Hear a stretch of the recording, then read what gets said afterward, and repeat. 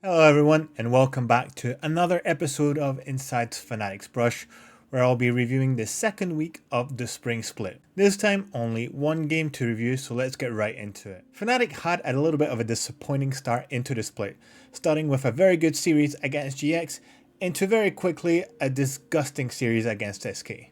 Coming up next was a big series versus KC, winner of the previous split and finalist of the latest international tournament. Starting with the first game of the series, and already in the draft it becomes a little bit difficult. As you can see, KC drafts a full poke comp with the Ezreal, the Taliyah and the Jace into the top lane. This makes it very difficult for Fnatic in the early game to have anything happen on the map. They're pretty much losing all the lanes, and KC get away with 5 Voids and 2 Drakes very early. Fnatic does fight back though, and they get a few kills here and there. Unfortunately, when it comes to team fights, KC does have the upper hand, as they've already accumulated 3,000 gold at this stage into the game. With their lead, KC continued to press their advantage across the map, until a Baron sequence that Fnatic plays really well in 2 times. First, the fight around the river until they get 3 kills against KC and go to take the Baron. Unfortunately, Yike seems to have made a career out of stealing objectives, and he's still alive despite the final teamfight and just yoinks the Baron out of Fnatic's hand. Even worse, they actually get a few kills at the end of this. This Baron steal from Yike will actually translate into KC just pushing the side lanes, using the Baron buff to get the inhibs, and at the end, close the game. First game, KC.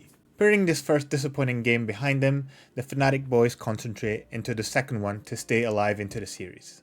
The focus here is a bit more of a skirmish comp with a lot of CC burst opportunities, not only the Misfortune ultimate, but also the Victor combos. The difference is felt very quickly as Fnatic has a very strong pressure on the side lanes, which actually leads to a first blood for Skarnin thanks to Razor's gank. The rest of the early game stays fairly even, with both teams giving it back to each other and keeping the gold advantage very close. The lane advantages, however, have given Fnatic a lead by chipping away at the turrets and give them 4 early turrets, notably into Humanoid's hand, who's starting to get a notable lead against Vladdy. The 1000 gold advantage gets felt on Humanoid quite a bit, as he's the one leading the teamfights and making the difference in those big skirmish moments. Specifically 2 sequences around Baron and Drake where Fnatic sort of overplays their hand, but Humanoid is always here to bail out his team and be the game changer in those moments. 7,000 gold lead later, and this all culminates to a final teamfight that Fnatic manages brilliantly. Almost no one from Fnatic dies. The trap that KC tries to set up completely falters, notably with Skarnin managed to outplay Kana, but also upset on his Misfortune, just killing away Vladdy as he rotates to his teammates. Fnatic win the teamfight and they win the game, 1-1 each onto the third game of the series. Fnatic switches it up completely with a double ADC composition and long range engage, notably with the Rumble and the Leona, as well as the Pantheon ultimate put on Razork. A bit like Game 2, Game 3 starts with a first blood for Fnatic. A 2v2 in the bot lane is already shaping how this Game 3 will evolve. Upset and Mickey X take over on Targamas and get the kill, also forcing the cleanse from Kalist. Speaking of which, the aim of the game is don't allow Kalist to play the game. The moment he is seen on the map, Fnatic does their best to just rush on him with all their stuff, ults, spells, what have yous, and prevent Kalist from even actually farming, except maybe on their turret. At the same time, Humanoid plays really well into Vladdy's Ahri, always putting pressure, rocket jump, and putting as much damage into the quick combo EQ, and getting back to his farm, slowly starting to build a lead in the gold side. Fnatic continue their plan to focus on Kalist as much as possible, and the moment he shows his face in the mid lane, everyone jumps on him.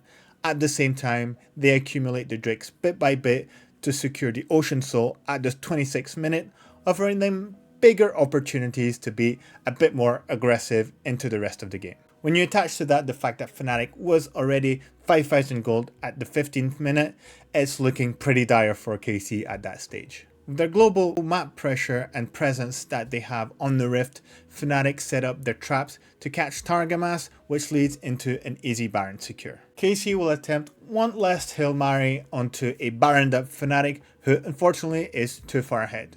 Almost 10,000 gold advantage into the pockets, Fnatic shred through KC and close the series 2-1. Well, that was certainly a massive surprise, not only after SK's dreadful series, but also after the first game against KC. The boys showed some amazing mental resilience, not only to come back the next 2 games, but also win a game against a team that's at the top of the leaderboard. The change up in draft and the improvement across the series, not only mechanically, but also on the way they played the map, you could really see the impact of the staff, but also of the players catching themselves and improving on the spot.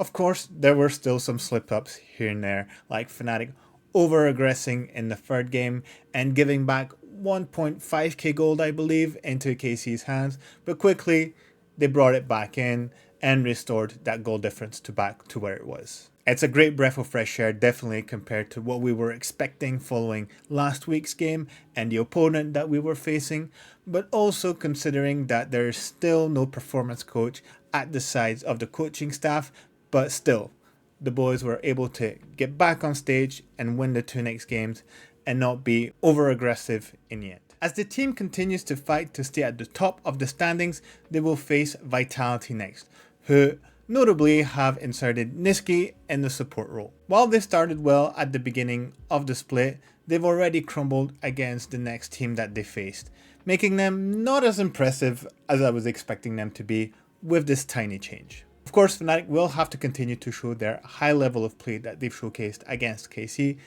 still correcting some of the mistakes of over-aggressing when they're ahead, and at the same time not being too impatient when they're behind. If they keep in this consistency, we should have a very interesting playoffs going into the latter stages of the spring split. But anyway, that's going to be it for me. Let me know what you thought about this KC game. Were you a believer or a doomer before entering the series? And what do you think about Huma's performance, which I personally believe deserved an MVP? Let's see what happens next against Vitality. Thank you for tuning in, and I'll see you next time. Bye bye.